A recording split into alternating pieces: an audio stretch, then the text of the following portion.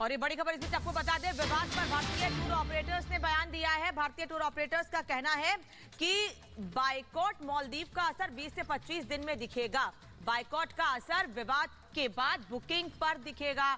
वो लोग जो मालदीव जाने के लिए बड़ी संख्या में बुकिंग कराने के लिए आगे आ रहे थे या जिन्होंने बुकिंग कराई है, अब वो सभी लोग धीरे धीरे अपनी बुकिंग भी कैंसिल करा रहे हैं। बल्कि ईज माई ट्रिप ने आगे बढ़ते हुए खुद ही मालदीव की सारी बुकिंग्स को कैंसिल कर दिया है और अब आम लोग भी देश के मालदीव जाने से इनकार कर रहे हैं। उनका यह कहना है कि वो जो लोग हमारे देश का अपमान कर रहे हैं, जो लोग हमारे देश पर सवाल खड़े कर रहे हैं, हम उस देश में छुट्टियां मनाने नहीं जाएंगे।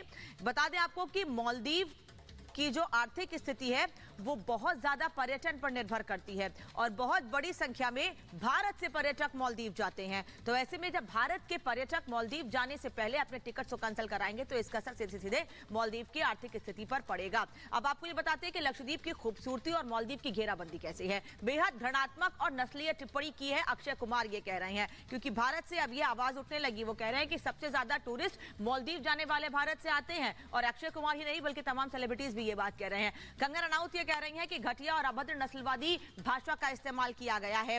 मालदीव को ऐसे बयान पर शर्म आनी चाहिए, कंगना रनौत ने यह बात कही है। बल्कि क्रिकेटर भी आगे आ रहे हैं, लेकिन जॉन अब्राहम का बयान आपको बताते हैं। सही मायने में लक्षद्वीप जाने लायक जगह है और कई लोग तो ऐसे कह रहे हैं कि अगले वेकेशन के लिए लक्षद्वीप ही जाएंगे। लक्षद्वीप में अद्भुत भारतीय आतिथ्य है, जॉन अब्राहम ये बात कह रहे हैं। वहीं सलमान खान कह रहे हैं कि लक्षद्वीप की खूबसूरत और स्वच्छ बीच है और यहां लोगों को बड़ी संख्या में जाना चाहिए। सबसे अच्छी बात यह है कि लक्षद्वीप जैसी जगह हमारे देश में है और इससे हमारे देश के टूरिज्म के साथ साथ इकोनॉमिक सिचुएशन हमारे देश की बेहतर है और बेहतर होगी। सचिन तेंदुलकर पूर्व क्रिकेटर कह रहे हैं, भारत को सुंदर समुद्र तटों, प्राचीन द्वीपों का आशीर्वाद है और ये आशीर्वाद लोगों तक पहुंच भी रहा है। बड़ी संख्या में विदेशों से लोग यहां आते भी हैं।